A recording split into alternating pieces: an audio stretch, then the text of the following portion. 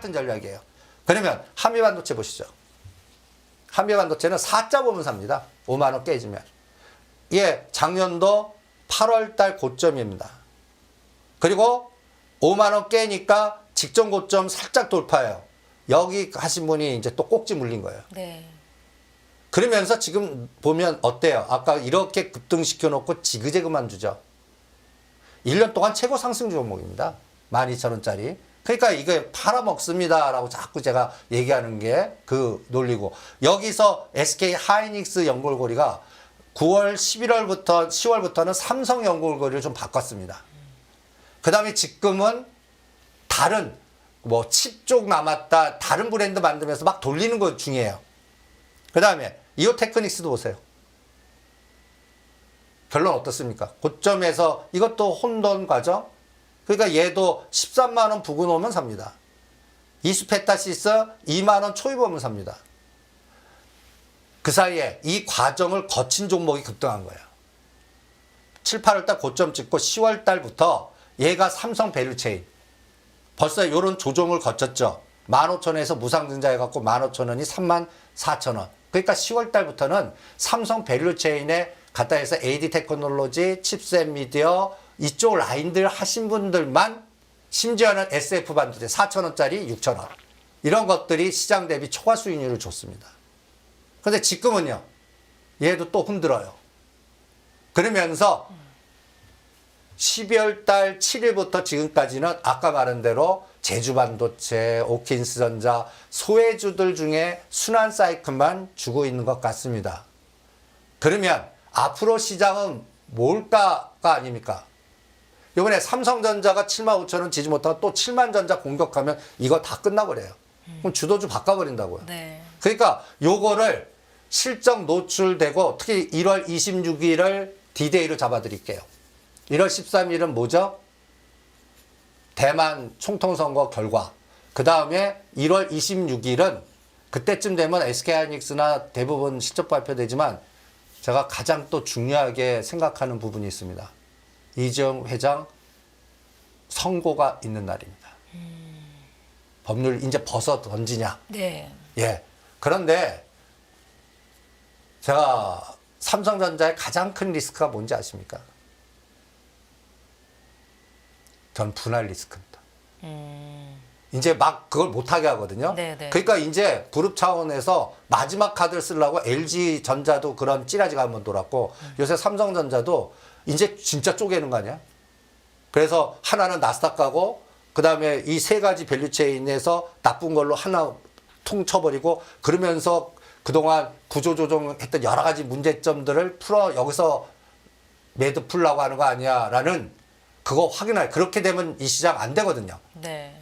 LG전자, LG화학, LG 엔솔 해갖고 그 에너지가 다시 또 나오면 안 되거든요. 우리나라 시장이 가장 저평가된 게 자꾸 쪼개기 합니까? 카카오에서도 보지 않았습니까? 절대 그거 하면 안 돼요. 그거 확인해야 됩니다. 그리고 1월 13일 날에는 제가 1월 13일을 왜 자꾸 강조하냐면요. 지금 세계 시장이 저는 가장 큰 리스크가 뭔지 아십니까? 세계 시장에서 가장 큰 리스크요. 네. 뭘까요? 미국 단일 체제가 끝났다는 얘기입니다. 미국의 단일 체제? 예. 그게 북한이 이상한 선택을 할 수가 있고 그 다음에 제가 또 가장 걱정하는 시나리오가 브릭스입니다. 브릭스요? 예. 굉장히 오랜만에 언급하는 이름인데요. 우리나라 경제 부분에서 이 네. 브릭스 부분에 치중을 해야 되는데 이게 좀 준비가 안 된 것 같아요. 제가 걱정하는 거는 여기 노란 이렇게 약간 좀 이게 뭐 색깔을 노란색이라고 표현할까? 약간 뭐라고? 약간 사우디아라비아, 이집트, 에티오피아, 이란, 아랍에 이게 다 중동. 우리가 지금 중동에서 수주하고 내오면 여기서 뭔가 터져야만 우리나라 국군이라든지 또 수주 에너지가 조선이가 됐던 건설이 됐던 뭐가 살아날 수 있는 이 뿌리인데 네. 여기가 2024년 1월 1일부로 브릭스에 포함이 됩니다. 그러니까 이제 브릭스에 포함이 됐어요. 네. 그러면 그동안 중국, 러시아로 중심, 중국, 러시아, 인도 중심축으로 했던 게 중동이 들어오는 겁니다. 그러면 이 경제 블록이 어마무시하게 유럽을 능가할 것 같아요.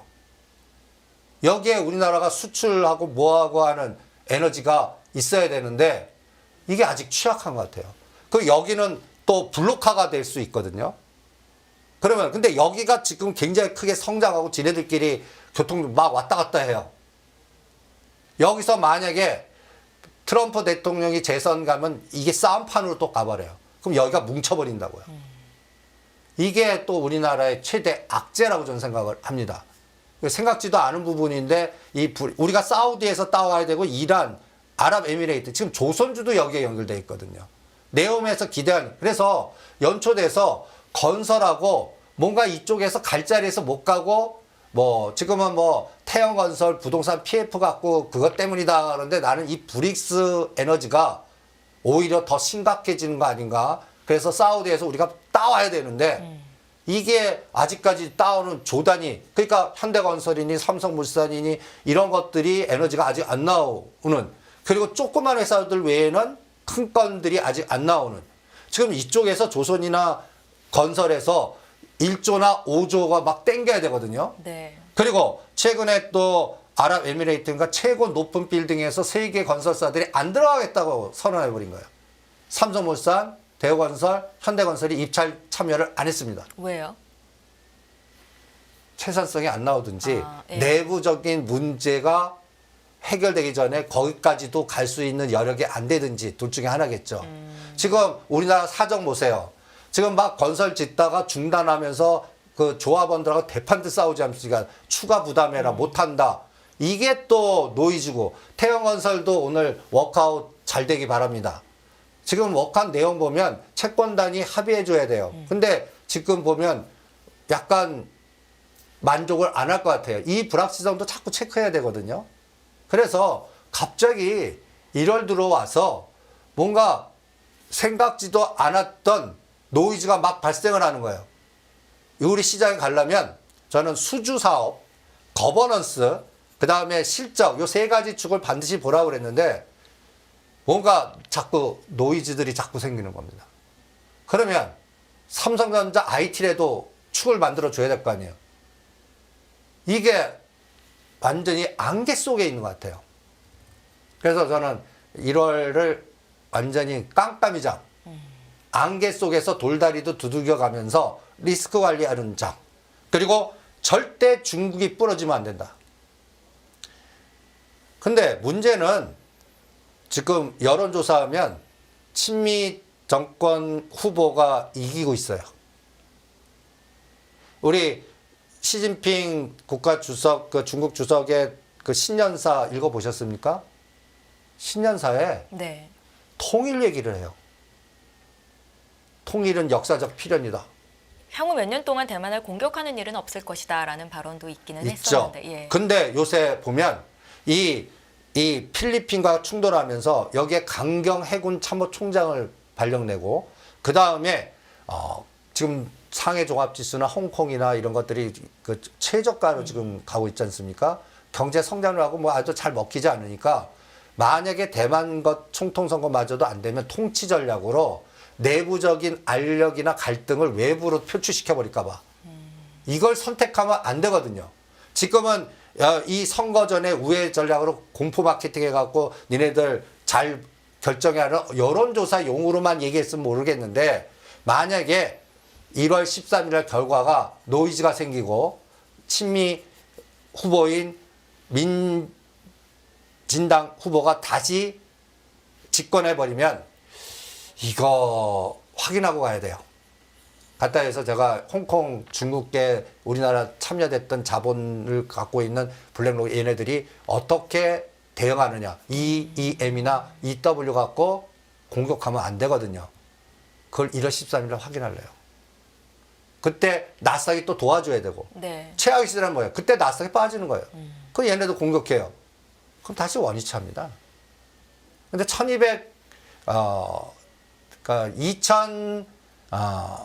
2,200단은 생각지는 않고요. 12월 7일. 거기가 2,470입니다. 2470에서 2000 아주 강하려면 2550에서 막아내야 돼요. 그건 나스닥이 14500 지지했다는 얘기고 선물은 345와 350에서 막아냈다는 얘기고 그 다음에 삼성전자는 74,5천원에서 막아냈다는 얘기입니다. 이거 확인하는 게 다음 주입니다. 네. 그러니까 확인하기 전까지는 수익 나신 분들 시가상위 종목들을 현금화시키는 게 정답이고 그 다음에 또 요새 시장을 주도했던 축이 한 축이 셀트리온이나 이런 쪽 축이잖아요. 바이오 쪽이요? 예, 그것도 1월 13일 전 JP모건 끝나기 전에 매도를 권해드립니다. 그건 또 왜 그런가요? 금리 인하 시기에 수혜를 입을 만한 근데 업종으로 언급이 되지 않아요? 확인 좀 하고요. 실적? 아니 실적이라보다 네. 13만 원, 그때 셀트리온 13만 15만 원에 산 에너지가 지금 가격대에서도 팔지 않고 유지를 하는지 그리고 그 대주주들이 그 서정 회장이 동작하면서 막 좋은 거 막 줄 거 아닙니까? 이제 목표가 어느 정도 달성됐어요. 그러면 희석화 전략 나올까 봐. 그거를 검증을 해야 될 것 같아요.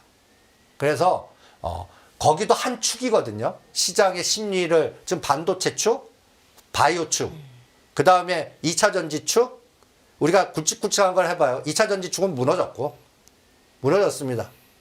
이건 확인됐어요. 네. 그래서 제가 이 토막이 될 거다라고까지 심지어는 분기 실적 뭐 검증을 해봐라. 이 논리를 에코프로 비행하고 이 시간을 계속 강조하는데 그쪽은 이제 무너지기 시작한 것 같고 그 다음에 지금 버티고 있는 게 반도체 그 다음에 바이오입니다.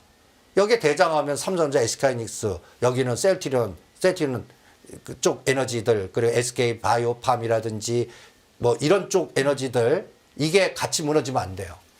그거를 1월 13일에서 1월 말 코스에 그러면 실적들이 나올 거 아닙니까? 네. 실적들 나오는데 재료 반영 갖고 쇼 걸면 안 되잖아요. 미래 더 좋아질 거야 하면서 주도주의 하면서 새롭게 에너지를 막 줘야 될 거 아니에요. 그런 게 확인돼야 돼요.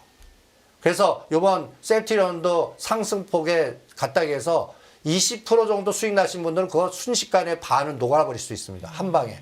그러니까 일단 리스크 관리하면서 이 중국의 카드가 어떻게 가나 아까 8가지 경로에서 어느 경로로 가나 그리고 그거를 파생시장 쪽에서 지금 미결제를 청산하면서 죽이냐 버티냐 이거를 검증을 해야 될 것 같습니다. 지금 야간 선물 징후는 나빠요.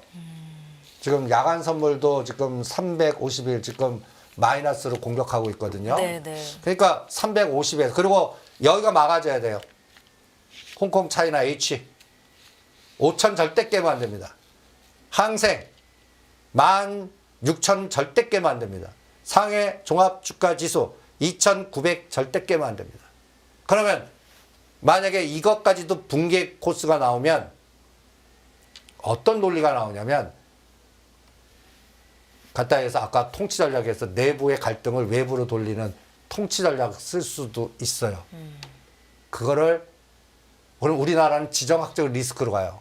지금 우리가 아직도 탈중국을 못했습니다. 경제 논리적으로 계속 보면. 그래서 여기 데이터가 저는 알려준다고 봅니다. 아까 10월 30일 기준으로 코스피 상승률에 IT가 없고 막 상승률 상위 종목들 보지 않았습니까? 그러면 그 기간에 코스피 200 중에서 하락률 상위가 뭔가 한번 보시죠. 10월 3일 하락률 상이요? 예, 2470에서 2670갈 동안 지수는 간단히 얘기해서 급등했는데 빠진 종목들 인덱스 코스피 200에서 우량한 종목들 중에서 사마알림이요, 영업무역, GKL, 페노션, 롯데관광개발, 한세실업, 코스맥스, 오스현 홀딩스 중국과 관련된 기업들이네요. 대한유화 중국 관련된 종목하고 그 다음에 나머지는 뭐 증자, 네. 뭐 개별 재료. 근데 대부분도 중국 관련 종목들이에요. 이런 것들이 지수가 20% 가까이 올라갈 동안 마이너스. 이게 멈춰야 됩니다. 롯데관광개발, GKL, 코스맥스 이런 종목들이 대한유화, 롯데케미칼 이런 것들이 바닥치고 올라가줘야 돼요. 그래야 연초작이 있다고 봅니다. 지수가. 여기서 물고 늘어지면요. 가는 축마저도 못 가거나 착실현이 나오는 그런 장이 될 것 같아요. 그래서 이 부분을 가장 중요하게 봐야 되지 않을까. 그래서 파생 변동성 공격이 오늘 시작했는데 이게 연속적으로 나오면 안 돼요. 그러면 지금 삼성전자 위치가 높기 때문에 하루에 3 내지 5는 기본으로 갑니다. 네. 그러니까 앞으로 오늘 10포인트 공격했거든요. 하는 순간에 3에서 5가 변동 준다고 생각하시면 됩니다. 그럼 3에서 5라는 거는 삼성전자 2,000원이 왔다 갔다 하는 에너지고요. 그러니까 오히려 71,000원, 72,000원대 변동이 적어요. 75,000원까지는 이 1,000원, 2,000원 변동이 커요. 이거를 앞으로 체크를 하셔야 될 것 같고, 그래서 저는 모든 기준을 12월 7일 맥점을 잡습니다. 12월 7일. 여기에 형성됐던 저점을 절대 깨면 안 된다.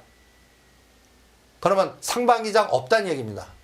그게 이제 12월 7일이 2,480이고요. 나스닥이 14,050입니다. 여기서는 7% 정도 올랐어요, 다. 여기서 시장을 주도한 게 삼성전자, SK 하이닉스입니다.